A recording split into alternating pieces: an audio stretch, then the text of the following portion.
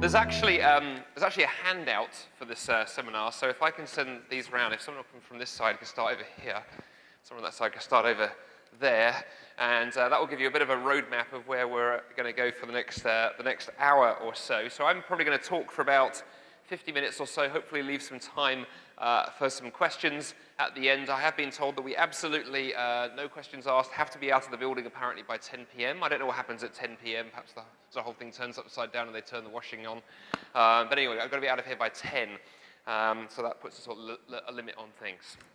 Well, I'm going to pray, and then we'll dive into the topic for this seminar. So let's just bow our heads in prayer for a moment. Father God, we thank you again for the privilege we have of gathering together as a small subset of your global community as we come together to learn about how we can be more effective in reaching our Muslim friends and neighbors and colleagues for Christ. And so, Lord, as we now dive into this potentially quite technical subject on the origins of the Qur'an, I just pray that you would give us open minds and listening ears, keep us fresh as we're getting towards the end of the day. And if there are things that I say that are not from you this evening, would you cause people to forget them? But if there are things that particular people need to hear, then, Lord, I ask that you would impress that home by your Spirit this evening. In Jesus' name, amen. So how we got the Qur'an is the topic I want to look at for the next kind of 50 minutes or so. And for those of you who were in the pre-seminar this afternoon, who had the fortune or the misfortune, depending on what you think of British accents, to be with me for 4 hours this afternoon, you'll have heard me make a comment in this afternoon's seminar along these lines, that for basically over 1,000 years, 1,400 years more or less of Islamic scholarship, the way that Islamic scholarship has proceeded when it's come to questions about the Qur'an, oh, that's fantastic, thank you very much, sir, has been simply to cite the opinion of previous scholarship. So the way that Islamic scholarship proceeds on the Qur'an today is you look for ancient authorities and you quote them. And that's largely the way that Islam has proceeded. And so really it's only here in the West, it's really only been in Western scholarship that the Qur'an has been subjected to rigorous scholarship. Even though that's happened, even though for the last 200 or 300 years in the West there has been some pretty good scholarship done on the Qur'an, there is still a huge amount about the Muslim scripture that we don't know.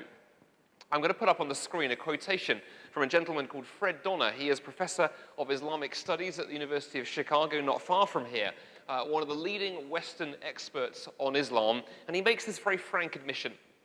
He says, Quranic studies as a field of academic research appears today to be in a state of disarray.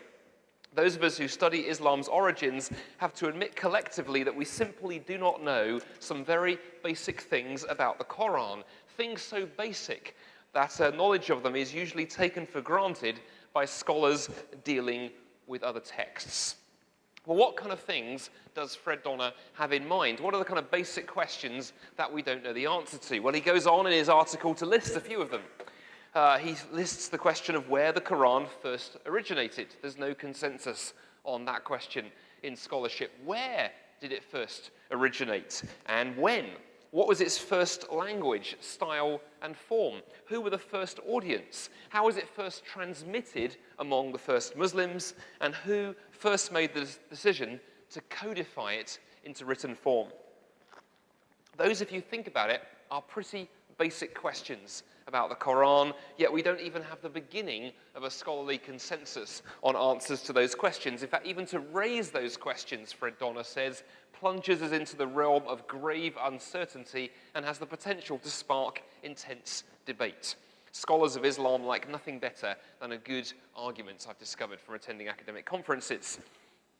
Well, there's another question that I think concerns the Qur'an and the shape that it's in today that Fred doesn't put on his list. And it's one that's fascinated me for about the last 20 years or so. And it's been the question of the Qur'an's use of what scholarship calls biblicist tradition. Biblicist tradition simply means material stories, traditions that come from the Bible, from the Old Testament and from the New Testament, or from things like the Jewish Talmud, the Christian apocryphal traditions. Now, the Qur'an makes huge use of biblical material, huge use of biblicist tradition. In fact, by some estimates, something like 25% of the Qur'an is taken up with biblicist material. 25% is the figure that some scholars put on it.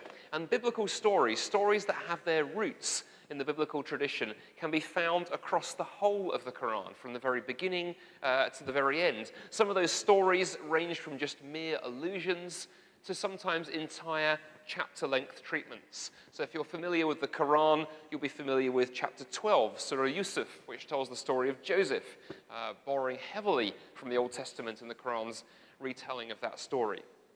Often, though, the Qur'an is very, very elusive in the way that it uses biblical material. The Qur'an assumes that its first audience know these stories and is familiar with them. I'm going to give you one example of the kind of way that the Qur'an uses biblical material. In some ways, I think it's the kind of story par excellence from the Qur'an that illustrates the way that the Qur'an uses biblical material, because it occurs 7 times in the Qur'an, and it's the story of Iblis and Adam. It doesn't occur in the Bible, but it does occur in some other biblical traditions, and I'm going to read to you the Qur'an's version, one of the Qur'an's versions, found in the 7th chapter of the Qur'an, verses 11 through 18. Let me read to you this version of the story.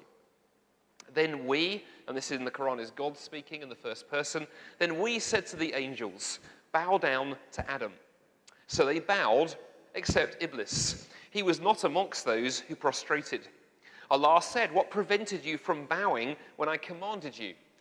Iblis replied, I am greater than he. You created me from fire, and you created him from clay. Allah said, get down from here. It is not for you to show pride in here. Get out. Verily, you are among the most degraded. Iblis said, grant me respite until the day of resurrection. Allah said, verily, you shall be among those who have respite. Iblis said, since you sent me astray, I shall lie in wait for them on the straight path. I shall come upon them from in front and behind, from their right and their left. You shall not find most of them thankful or grateful. Allah said, get down from here, disgraced and rejected. Whoever follows you, truly I shall fill hell with you and them together. That story occurs 7 times in the Qur'an. But interestingly, before we get to the Qur'an, if we go further back in history, the story of Iblis and Adam has an ancient history, predating the Qur'an, in fact, by centuries. This story is centuries older than the Qur'an. The oldest version we know of the story I have just read to you comes in a Jewish version of the story in a document called The Life of Adam and Eve. It dates to probably around about 100 BC. So about 700 years before the Qur'an. Other Jewish literature mentions the same story as well. It turns up in the rabbinic traditions. It turns up in 2 Enoch, which is an apocryphal book that was written in the time between the Old and New Testaments. It turns up in many, many different Jewish texts. Interestingly, there are Christian versions of the story too. There is a document called the Syriac Book of the Cave of Treasures. Dates to about 4th century AD. So again, now 250, maybe 300 years before Islam, we find a Christian version of the story. And all of that goes to tell us that this story that the Qur'an tells, sometime in the sort of early to mid part of the 7th century, predates it by a long period. It was popular. It was a story that was popular among Jews. It was popular among Christians. It had a wide provenance. And as I was sharing with you this afternoon, if you were in the pre-conference, we know historically that there was a strong Jewish community in Arabia before Muhammad. There was a strong Christian community in Arabia before Muhammad. Stories like this one would have been circulating in the Arabia of Muhammad's day. There are, however, some interesting features in the way that the Qur'an uses the story of Iblis and Adam. There are some interesting features that raise some profound questions about how the Qur'an was put together. In particular, one feature that fascinated me when I first came across it is this. The 7 tellings of this story in the Qur'an, and I think on your handout I've given you the 7 tellings in columns. If you flick through towards the back of the handout, I think I was organized enough to put them there for you. So if you're bored this evening and can't sleep, you can read all 7 versions of this story. You'll notice something. There are short versions of the story, there are long versions of the story. And because I'm an academic and because I'm a geek, I like to turn things into graphs. And you can graph these differences like the way I have done on the screen behind me here. The shortest version of this story is just a single verse, and the longest version, 17 verses long. And I've actually put them in a graph there according to the number of Arabic words that occurs in each telling. So you can immediately see the Qur'an is very capable of giving you a long version of the story or giving you a short version of the story. But every time that the Qur'an tells the story of Iblis and Adam, there are some common features. Even in the shortest version, we see these features. Each story, each time it's told, the story begins the same way. It begins with a command to the angels to bow. In each case, we get the same key moment in the story. The angels bow, but Iblis, Satan, refuses. And 6 of the 7 tellings end exactly the same way. They end with a warning of hellfire for Iblis and his followers. And the way that those longer versions of the story in the Qur'an work is they take that basic skeletal outline I've described there, and they elaborate on it. They ornament it. They build it up. So, for example, in one of the tellings, I think it's the 38th chapter of the Qur'an, Iblis gives this protracted speech about the different ways that he will besiege the followers of God. And in another one, he gives a long speech, really going into great detail about why Allah should grant him respite until the day of judgment. All of that aside, this raises... I've actually got one. Another one is great. Thank you. They aren't very big. This is fantastic. I'm not very big either, so as Abdu always reminds me. So a fascinating question thus emerges. Not merely do we have the question of how precisely is it that the Quran is making use of this biblical tradition, this biblicist tradition. How has it got into the Quran? What is it doing there? But we've also got the question of why does it take the form that it does? How is it the Quran is able to tell the same story 7 times, short versions and long versions, with the same basic story every time, but nevertheless pretty fluid each time the story is told? Can we explain what's going on? Well, one way that Western scholarship has tried to explain how the Quran uses biblical material is to accuse Muhammad of copying. That's one approach that's been taken by critical scholarship over the years. You can accuse Muhammad of being a copyist, of being a plagiarist, of lifting much of the Quran, scissors and paste style, from the Old Testament, from the New Testament, from the Jewish Talmud. And if you take that line of argument, basically what you're saying is Muhammad was entirely unoriginal. He borrowed heavily, he stole whatever he could lay his hands on. And many critical Western scholars, beginning in the late 18th and through into the 19th century, took this kind of approach. A very popular example of this, I was talking to somebody at lunchtime who mentioned the book that I'm about to quote you, is this book, The Sources of the Quran, by William St. Clair Tisdall. You can get that free online, unlike my book, and so it's a great read, and you can work through it, and you can see what William does in that book. He does a brilliant job. He tries to trace all of the different sources that he sees lying behind the Quran. So for every story in the Quran, he thinks he can tell you where it came from, which documents it came from, how Muhammad got hold of it, whether those are Jewish sources or Christian sources. And his conclusion at the end of several hundred pages of very carefully and methodically tracing where he thinks Muhammad was copying from, this is his conclusion. He says, from all that has now been said, it must be clear to the reader that the Jewish writings, and especially the fanciful tales of the Talmud, formed one of the chief sources of Islam. Well, turning from Judaism to Christianity, St. Clair Tisdall takes a similar approach. He argues that many heretical Christian sects, as he puts it, who were present in Arabia, were the source of much of Muhammad's information. So, for example, in the 18th chapter of the Quran, verses 9 through 26, you can find the story of the sleepers of Ephesus. If you've read the Quran, you'll be familiar with that story. That's the story of a group of young boys and a dog who go into a cave. They fall asleep for decades, if not over 100 years, and they wake up and come out and surprise everybody. That's actually a Christian sort of fairy tale from Syriac Christianity. And William St. Clair Tisdall said, I can trace exactly where it came from. Likewise, stories of Jesus speaking in the cradle, stories of Jesus turning clay birds into living birds that are also found in the Quran. In each case, William said, we can trace where that story has come from. Muhammad copied much of the Quran.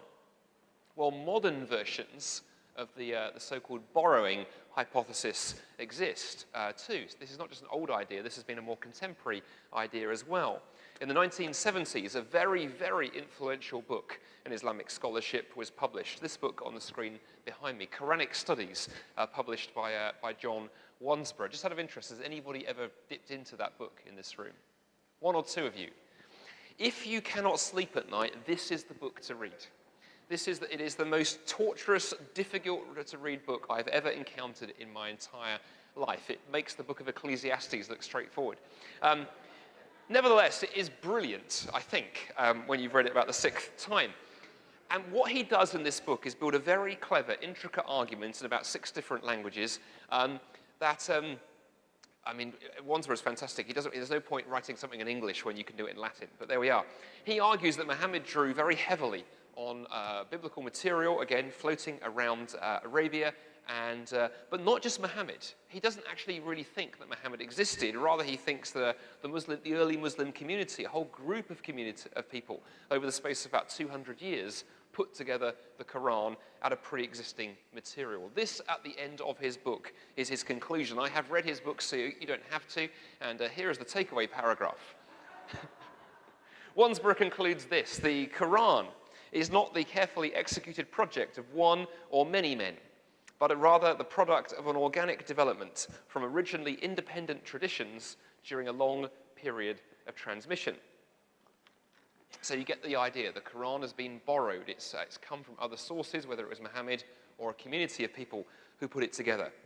More recently, there have been high-profile scholars, people like Christoph Luxemburg and Gunther Lulling, who actually made headlines in the national newspapers in many countries around the world when they published works arguing that actually the Quran, if you retranslate the Quran from Arabic back into Syriac, you discover that it's essentially Christian in origin.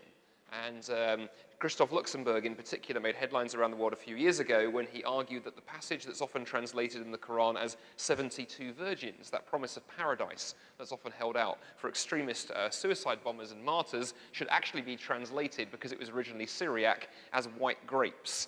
And many newspapers made headlines around the world by playing on the idea that these radical Muslims are killing themselves in looking forward to a cluster of grapes when they get to heaven. Now, we laugh at that and we can have some fun with that, but the basic idea you see is the same. Muhammad borrowed. Muhammad borrowed from Syriac Christianity. Muhammad borrowed from the Old Testament. Muhammad borrowed from the Jewish Talmud. Most of Islam has been borrowed. And so this borrowing thesis, many scholars have argued for it, and there's a lot going for it. There's certainly some evidence going for it, but there are also some huge problems. There are some huge problems with the borrowing hypothesis to explain the Quran, such that I think we need to be very careful if we're going to engage in scholarly conversations with Muslims or debates about the Quran and use these kind of arguments. What are some of the problems? Well, here are 3 problems. The first one is this: there really is no textual overlap between the Quran and any of these so-called sources. So if I was to take Surah 11:7 that I put on the screen for you and put it side by side with the story of Iblis and Adam found in the life of Adam and Eve from 700 years before, there is no textual overlap. You cannot see anywhere where phrases or sentences or paragraphs have been copied and made it across. It's clearly the same story, but the wording is utterly, entirely different. And that's not normally what happens in the case of plagiarism. A few years ago, I teach frequently at Oxford University. A few years ago, a student in one of the classes that I was teaching, I was very proud of myself. I managed to catch him in the very act of plagiarism, because he managed to write an extremely bad essay, but about halfway through the essay, he suddenly started quoting German theologians in the original German. Big mistake. If you're going to be a plagiarist, be a consistent plagiarist. Be consistently bad or consistently good. And what I did, I took a block of his essay, I stuck it into Google, and instantly I found where he'd copied it from. Well, you can't do that with the Quran. There is no textual overlap. So if Muhammad was a scissors and paste artist, if he was using the copy and paste button on his 7th century keyboard, he did it very, very well indeed, very cleverly. So cleverly that he's left no real mark that he's done so. Secondly, we have the problem that if the Qur'an is simply copying, if Muhammad simply copied this story from earlier writings, why is every time that the story of Iblis and Adam, for instance, that it occurs in the Qur'an, it's told differently? If I copy a joke down from somebody, if Abdu emails me a very funny joke, as he does occasionally when he's not working, and I take that joke and I circulate it to people, I tell it in 7 or 8 different sermons because I think it's so funny, probably if you compared my messages, because I write them out in full, you would see, oh look, it's the same text every time, and we can now go and look at the email that Abdu sent. We can trace the history of that particularly bad joke and see where it's come from. But if every time it's told a little bit differently, then there's a clue that perhaps something different is going on. And that's what we find in the Qur'an. Not merely is every telling of the Iblis and Adam story different from the Jewish and Christian tellings, each story is different from the other versions in the Qur'an, as you'll see on the handout that I've given you. Very hard to see how that could be the case if Muhammad was simply copying and pasting uncritically. And then thirdly, one last problem. The idea that Muhammad copied scissors and paste style much of the material in the Qur'an assumes that written copies of these stories were circulating in the Arabia of his day. It assumes that Muhammad or a scribe, perhaps working for him, had access to a copy of the Jewish Talmud, ideally in Arabic, or the Old Testament in Arabic, and so on and so forth. But to the best of our knowledge as scholars, those documents were not available in Arabic. They had not been translated into Arabic by the time of Muhammad. And so really the borrowing theories, whilst on paper initially they look quite compelling, when you begin to dig into them, you hit a problem very quickly. Now, of course, our Muslim friends reject any suggestion that Muhammad borrowed from previous writings. If you were to go up to a Muslim tomorrow in the street and say to them, hey, guess what, I've just done some reading and I've discovered that Muhammad borrowed large chunks of the Quran, probably there's going to be a slight reaction. You might get a little bit of pushback, I suspect. In fact, often what you'll find, if you try to go anywhere near that idea, what Muslims will default to is a very popular apologetic in Islam. And that's the idea that Muhammad was illiterate. Anyone here ever heard that suggestion that Muhammad was illiterate? Excellent. I was sharing this afternoon that my first experience of reaching Muslims was at a place called Speaker's Corner in Hyde Park in London, England, where you can meet hundreds of Muslims on a Sunday afternoon, often all at once, all shouting at you simultaneously. Great way to make 300 friends at once. And in my early days of engaging in apologetic discussions, or the paraphrase of that is being beaten into a quivering pulp by my Muslim friends, because they used to win the discussions, I always used to lose. But one of the common arguments they would throw at me is Muhammad was illiterate. He didn't have access to writing. He was an unlettered man. The Quran is an amazing work of literature. Therefore, it must be a miracle. And you can see how, if those premises follow, that's a pretty powerful argument. To bring it up to a contemporary sort of application, I have absolutely no artistic talent whatsoever. So if I manage to produce in my bedroom one evening a painting to rival the works of the great masters, I'm either lying or cheating to you, or something miraculous has happened. And that's the way that Muslims like to argue with Muhammad. He was illiterate, the Quran is an amazing work of literature, therefore it's a miracle. Where does the idea of Muhammad being illiterate come from?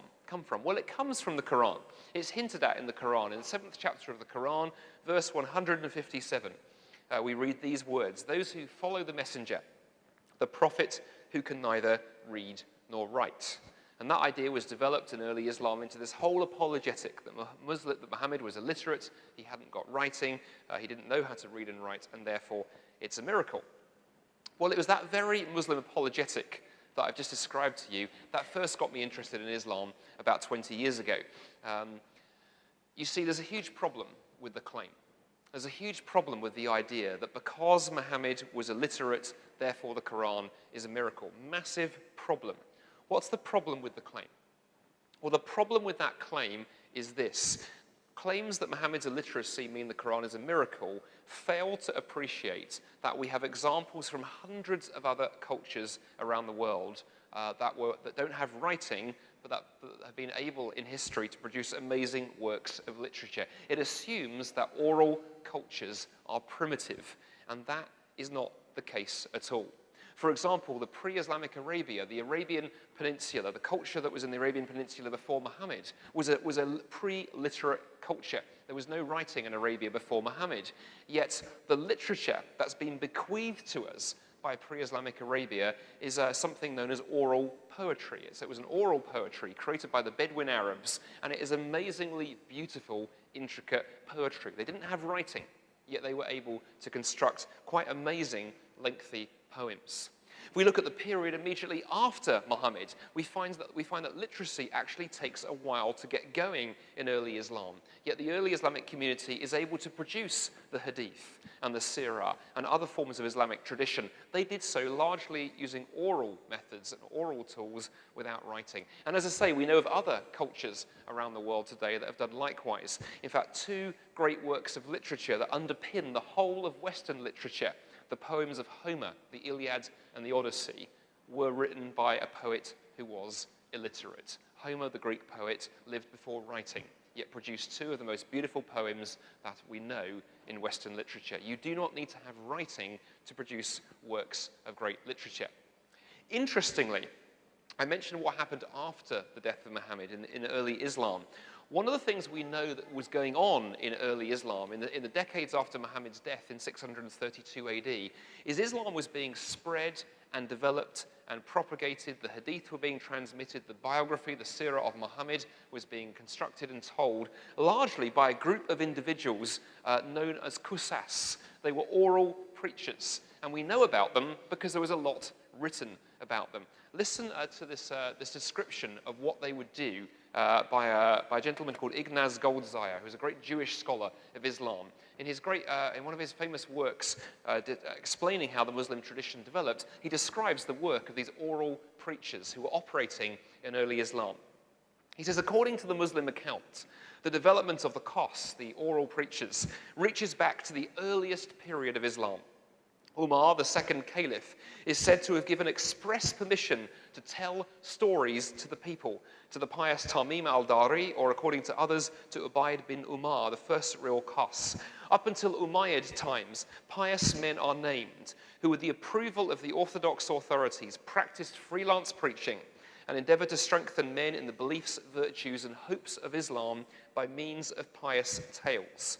We meet them in the ranks of the army, where they encourage the fighters for religion with pious exhortation, similar to the tasks of poets in pagan times.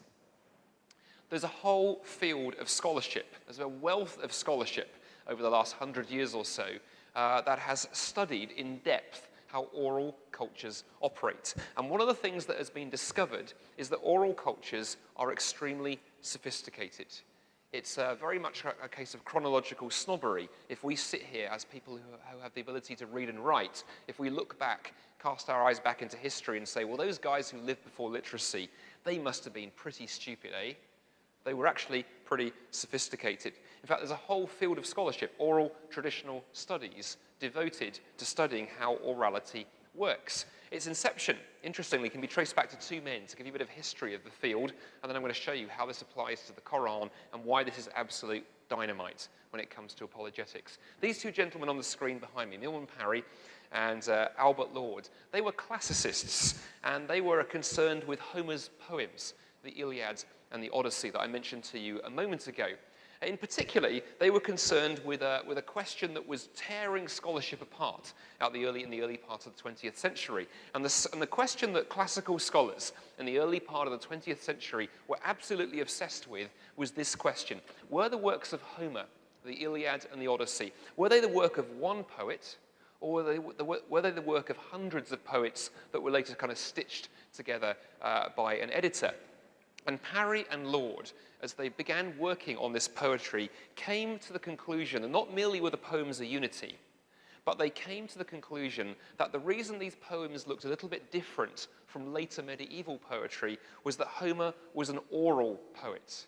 And what he would do as an oral poet, he would draw on the tradition before him. He would reach back into the past. He would draw on the poets who'd gone before him and then retell those traditions in a new way for a fresh audience. He would retell tales afresh. Central to the argument that Lord and Parry put together was the presence of a number of features in the Iliad and the Odyssey that they believed, they argued, marked them out as oral poetries. In particular, there was one feature that was very, very important, and in a moment we'll see why this is important for the Qur'an. They identified something they called formulaic language. Formulaic language is short, repeated phrases that a poet can use time and time and time again.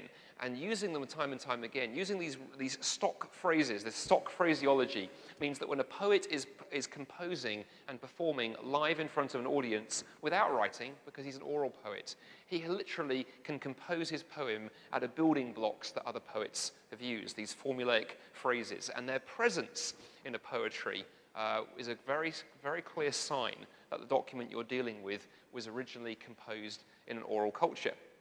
Well, working this theory out on an inert text sitting in a classroom is one thing. It's one thing to do this kind of work sitting in a library, but Parry's particular genius was to realize what he needed to do was to get out of the ivory towers and go and find a real, living oral poetry to test this on.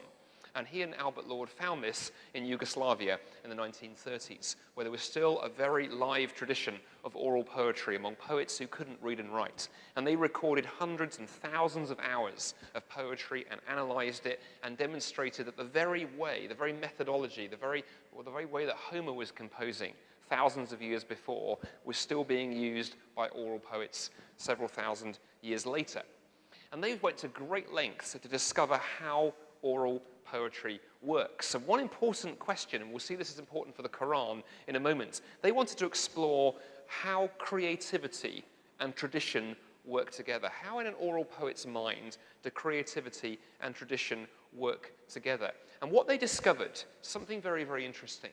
They discovered that for an oral poet, a poet or a storyteller or a singer who's composing without writing, every performance is completely unique. He hasn't memorized. He's literally constructing his performance live in front of the audience. And crucial to that process are these formulas, these short phrases that you can use time and time again in story after story, poem after poem.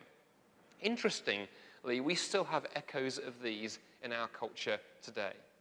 Imagine that someone was to come to you. If you're a parent of a young child, imagine that your 4 or 5-year-old were to come to you, or perhaps a nephew or a niece. Imagine a little 4 or 5-year-old comes to you and says, "Can you tell me the story of the Three Little Pigs?" One of the great classical stories of all time. How do you start that story? What's the first thing you say when you tell that story to a child?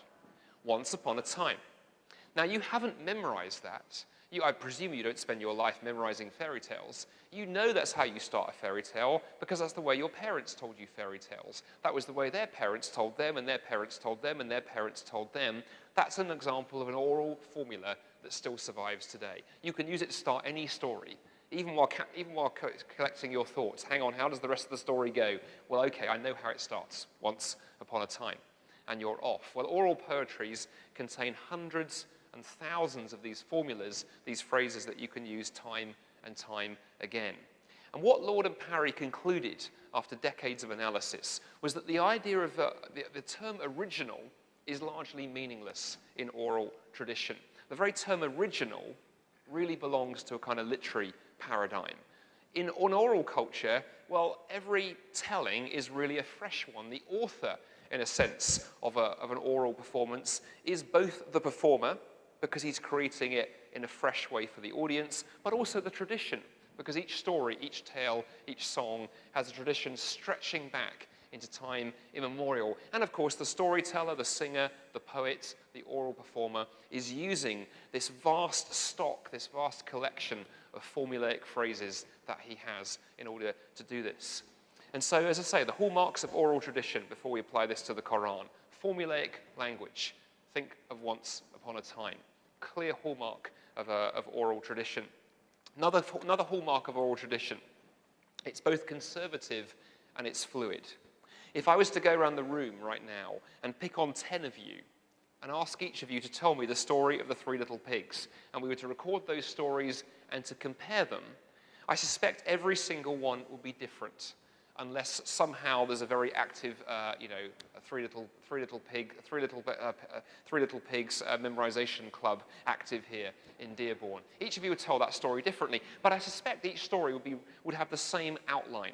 There would be 3 pigs, there would be 3 houses, there would be a wolf, so on and so forth. We would have demonstrated that oral tradition is both conservative, it preserves the shape of a story very, very well, and it's fluid.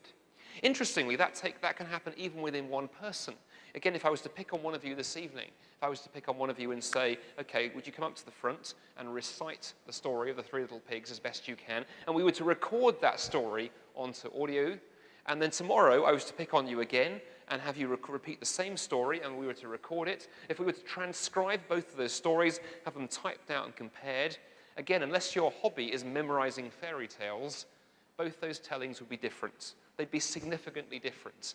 Again, the story would be roughly the same, but the wording would be different. Oral tradition is conservative in that it preserves the outline of the story very well, but it's fluid in that the form changes. Okay, that's the kind of sort of methodological, slightly boring part over with. You can wake up now, because we're now going to do something interesting. We're now going to apply this to the Qur'an, because I want to argue that both of those features and others that mark out oral tradition can be found all over the Qur'an. Let me show you how. Think back to those 7 versions of the Iblis and Adam story in the Qur'an. We have short versions. We have long versions. The basic story is the same each time, but every time the Qur'an tells the story, there is a fluidity in the wording. How do we explain that feature? How do we explain the fact that every time the Qur'an tells the story, it tells it differently? Well, perhaps the best way to explain it is by suggesting they are performance variants. If Muhammad is an oral performer, an oral preacher, he doesn't have access to a written copy of the text. It doesn't even occur to him to try memorizing it, because you only think about memorizing something really if you're in a literary paradigm and you have a text that you're comparing it to. So each time he preaches this story, he constructs it afresh in front of his audience. Well, that would explain it remarkably well. Fred Donner from the University of Chicago, I quoted him at the start. He has this to say about performance variants. He says, performance variants, think of them, he says, like transcripts of different oral recitations of the same story made in close succession.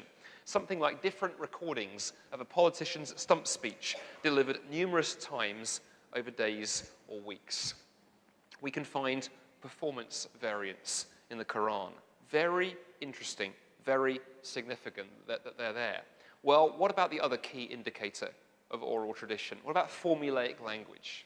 Can you find the Qur'an showing signs of formulaic language, formulaic composition, like we were able to see in Homer's poetry, like we've seen in hundreds, if not thousands, of other poetic traditions around the world that come from oral cultures? Well, here things get very, very intriguing indeed. In the early 2000s, this book was published, Fables of the Ancients, by an American folklorist called Alan Dundes. Alan's story is an interesting one. He's had no background in Islamic studies at all. His expert was folklore. His expertise was folklore. But one day, he picked up a copy of the Qur'an and just leafed through it. And he was fascinated by the number of repeated phrases that he found in the Qur'an, phrases that occur time after time after time after time. And so that piqued his interest. And so he set out using a concordance. He didn't know Arabic, so he had to work from an English concordance of the Qur'an. He set out to try and work out how much of the Qur'an consisted of formulaic language, because he was used to working in traditions that used formulaic language, and he felt that he knew oral tradition when he saw it. Well, he discovered something interesting. You see, Homer's works, the Iliad and the Odyssey, there is a pretty strong scholarly consensus that those are oral poems, and about 25% of their text consists of formulaic language. So Homer's works, 25%. Most scholars today very happy with the fact that Homer was an oral poet, composing live in front of his audience. Well, this is what Alan Dundes concluded about the Qur'an. He said the formulaic density of the Qur'an is well in excess of 20%, the supposed minimum threshold necessary to establish original orality. Many scholars think if a text is more than 20% formulas, it's pretty much certain you're dealing with an oral document. Indeed, he goes on, indeed it would appear likely that if one were to subtract all the oral formulas from the Qur'an, one would have an overall text reduced by as much as 1/3 of its present length, if not more. The high formulaic density of the Qur'an suggests that Muhammad was seemingly well versed in the techniques of folkloristic oral transmission. That last little paragraph is dynamite. He's basically saying that Muhammad was doing exactly what Homer did, exactly what the author of the Beowulf poem did, exactly what the authors of hundreds, if not thousands, of oral poetries and oral traditions around the world have done, standing in front of his audience, making it up as he goes along, using formulaic language to enable him to do so. Well, there was one problem with Alan Dunder's study. It caused a huge outcry, especially among Muslims who never like critical work on the Quran. But he also attracted some criticism from Western scholars because one of the criticisms leveled at him was he was using English. He wasn't doing the work on Arabic, he was using a concordance, and thus his figures, his numbers were probably not reliable. What was needed was a study of the Quran in Arabic, looking for formulaic language. Well, along comes me, around about 2004, looking for a PhD topic, and I stumbled across this work. And so I had a background in computer science. This is one of the most advanced computers we have in the UK. We're very, very proud of this. And I know I don't want to spark envy among my American cousins. I'm very proud of that. And I had a background in computer science. So I actually developed some computer software that was able to analyze the Arabic text of the Quran at high speed and in great detail, looking for kind of formulaic language. And by using a computer, you can do it much more efficiently, much more quickly, and in much more detail. Computerized analysis of the Quran, to cut to the chase, and this is saving you spending $100 on that book over there, because you're just going to get the headlines, really. So if you want to make a donation of like $30 or $40, you've saved $60. So there we are. Never do that joke again. And computer analysis reveals a number of very interesting things about the Quran. Very, very interesting things. It reveals the Quran is between 24 and 52% formulaic. That range really depends upon how you configure the computer program, how tightly or how loosely you define a formula. But potentially up to half of the Quran consists of formulaic phrases, a key indicator of oral tradition. Formulaic language is found across the whole of the Quran. Virtually every surah, every chapter of the Quran uses formulaic language. It's especially found in narrative material. So the Iblis and Adam stories are even higher formulaic numbers than the ones above. Some of the formulas, in fact, in the Quran occur dozens and dozens and dozens of times. They form staples of Quranic diction. Let me give you an example of a few of them. For those of you who know the Quran, you'll recognize these phrases. The Arabic phrase for the English phrase, power over all things, kul plus shay plus qadir, occurs 52 times. Those who believe and work occurs 50 times. Allah is most merciful, 46 times. And fi sabil ilah, in the way of Allah, 46 times. And we could go on and on and on and on. The Quran is steeped in formulaic language. In short, the Quran looks like it has its roots in oral tradition, that it's not a written document, it's an oral document. It contains all of the evidences, all of the clues, all of the signifiers that would tell us it was a document that was not composed in writing, but was composed extemporaneously in oral performance. And that explains why the stories of Iblis and Adam look the way they do in the Quran. Muhammad was fishing from this pool of tradition, reshaping the material and retelling the stories live in his preaching in front of the audiences that he spoke to. How does this then help us answer the question I posed at the start? The question I posed at the beginning of the lecture this evening. Why the Quran contains so much biblicist material? Well, we saw that literary borrowing doesn't really work as a hypothesis. But when you understand how oral cultures work, everything drops into place and begins to make sense. Because listen to these words from Jewish scholar of Islam, Reuven Firestone, explaining how oral cultures work, and you begin to see the connection. He says, when people trade with one another, in societies where the anonymous department store or shopping mall has not yet overtaken the institution of the private vendor of goods, merchants and customers engage in social intercourse that far transcends the simple transfer of merchandise. This kind of trade involves interaction in which traders swap stories and anecdotes as well as goods. At the annual Arabian trading fairs, where diverse tribal units from broad geographic areas gathered, as well as during other occasions of intercommunal interaction, biblical stories would naturally be traded with local Arabian religious tales. In other words, he's saying, pre-Islamic Arabia, the Arabia in which Muhammad grows up and begins his ministry, is a rich culture, a rich oral culture in which people are swapping and trading stories, borrowing and lifting and influencing one another. And oral cultures, as we've seen, when they produce works of literature, those works are eventually written down.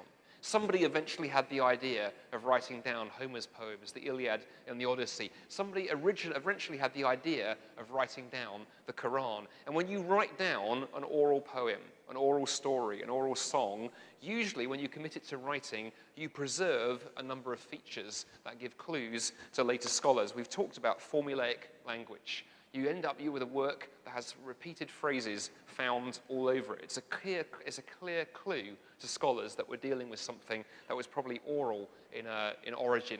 And as I say, think of the fairy tale example, Once Upon a Time. Or for those of you who have teenagers in your family who live their lives on their phones, LOL, ROFL. Those are modern examples of oral formulas. The other example we talked about performance variants. Because the singer, because the storyteller, because the preacher, because the poet doesn't memorize his material, he reconstructs it each time. Every performance is a new one.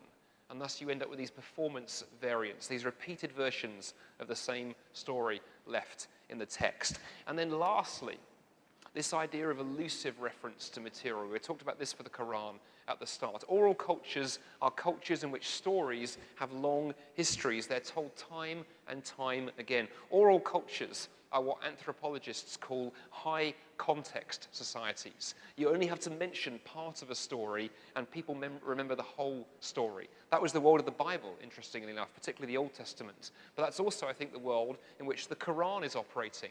Muhammad, as an oral storyteller, can know that his audience know the stories he's alluding to. He only has to mention a couple of words, and he knows they will remember the rest. All of these features, performance variants, formulaic language, highly elusive referencing, all occur throughout the Qur'an.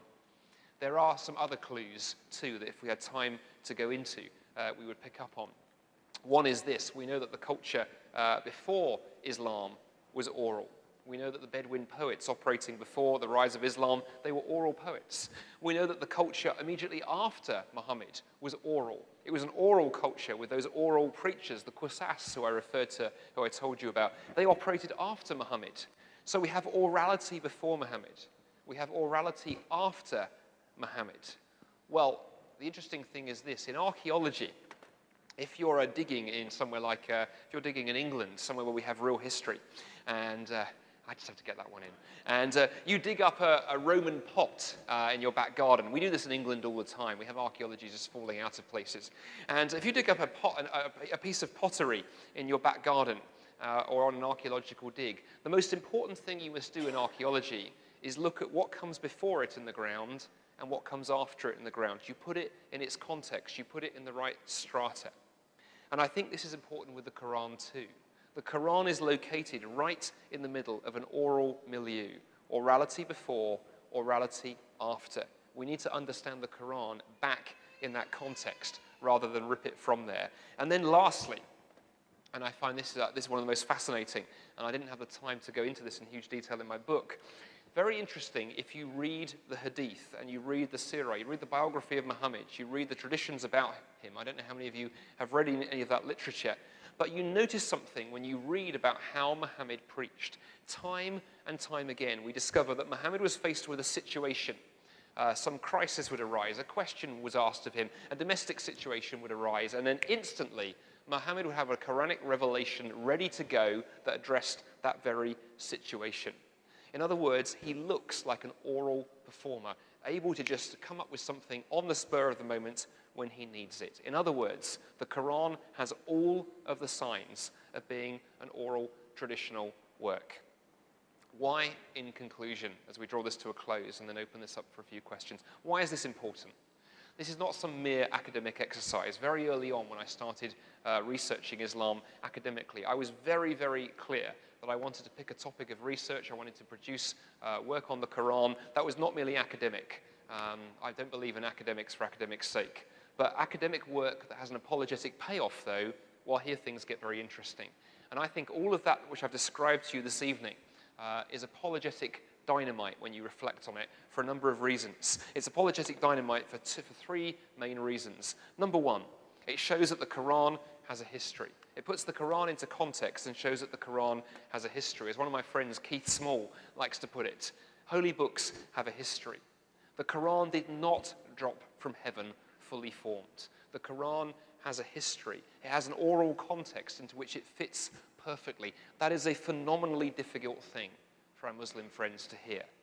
But it's what the scholarship, it's what the research demonstrates. The Qur'an has a history. Secondly, we can show that the Qur'an has human fingerprints all over it. The Qur'an has human fingerprints all over it. They are very oral fingerprints, but they are fingerprints nevertheless. One of my hobbies when I'm back home in England, my wife and I live in Toronto, but we like to go home to England fairly frequently. And one of the things I like to do when I'm in England is I like to hike in the hills and the mountains of northern England. Now, if you go hiking in the hills and mountains of northern England, you will often come across tunnels and caves hacked into the hillside. You'll come across industrial archaeology, the remnants of mining. Now, the interesting thing is we have a whole number of different layers of industrial archaeology in the British mountains. You see the Victorians engaged in mining, and the Romans also engaged in mining. So if you come across a tunnel in the hillside, how do you tell if what you've discovered was the Victorians mining for copper or the Romans mining for copper? Well, the answer is you can look at the marks on the walls. Because the Victorians had discovered black powder, the forerunner to gunpowder, and they'd worked out ways of blasting the ore out of the hill. Romans, on the other hand, had to use pick and shovel, and pick and shovel leave tool marks on the roof of the tunnel ceiling. Tools, in other words, leave marks on the materials they work with. And I think it's the same for the Qur'an. Muhammad used oral tools to construct the Qur'an. And those tools that he used, formulaic language, performance variants, and so on and so forth, those have left their mark on the text, and we can look at them today and go, aha, this gives us a huge clue to what Muhammad was doing. One last thought. Oral traditional approaches have been used on a number of different cultures and traditions. Hundreds of different cultures have been studied using oral traditional studies, using the methodology I described to you this evening. One of them is much closer to home.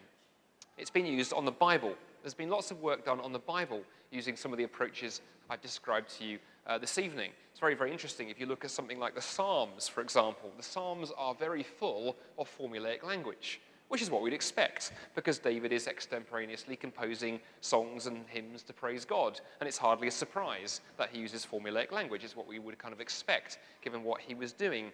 Interestingly, we also see lots of examples of orality in the Gospels, especially in the parables. And that's, of course, precisely what we would expect to find, because Jesus was an oral storyteller. Jesus probably told many of his parables hundreds of times. You take something like the story of the Good Samaritan or the story of the prodigal son. Those are crackingly good stories. Jesus probably told those stories in every village he stopped at on his Galilean preaching trips. I can imagine the 12 disciples going, oh my word, we've heard this one 50 times before, but never mind, the punchline's a good one. And so it's not a surprise that we find things like performance variants in the Gospels, in the parables. It's precisely what we'd expect to find. And the fact that we find them there shows that skeptics who thought that perhaps the parables of Jesus are a literary invention of the early church are completely off the mark, because the Gospels contain these features that show they really come from something much earlier. Well, here we reach a very interesting observation indeed, because in oral traditional studies, you see, we have this amazing tool that both simultaneously lifts up the Gospels, because it reinforces the way that the Gospels look, and at the same time, it undermines the Qur'an. This same methodology, if you apply it to the Gospels, it's incredibly exciting and it fits with what we'd expect. Apply it to the Qur'an, it undermines it entirely. And so in conclusion, how do we explain the way that the Qur'an looks today? Well, the best way to explain the features we see in the Qur'an today is not by claiming Muhammad was a copy and paste artist, a plagiarist, or entirely unoriginal, but rather by looking to orality and saying that Muhammad was an oral preacher, fishing from a pool of common religious stories and material known to his audience in Mecca and in Medina, taking that material and reforming it, reconstructing it, and retelling it afresh for the audience he was faced with. The Quran contains both originality but also influence. But above all, we can show it to be a very human product indeed. I hope you found that helpful.